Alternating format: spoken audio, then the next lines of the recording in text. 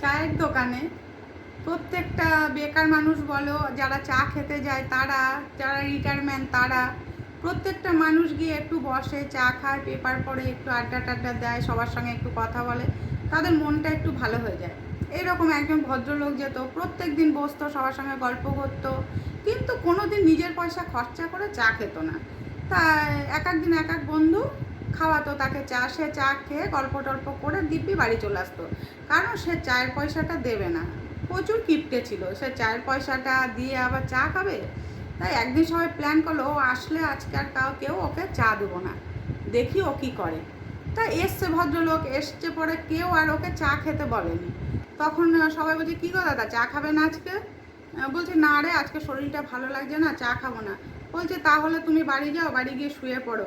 আর উনি বুঝতে পেরেছে কেউ ওনাকে চা দেবে না, উঠে চলে গেল, আর সবাই তো হো হো করে হেসে দিল।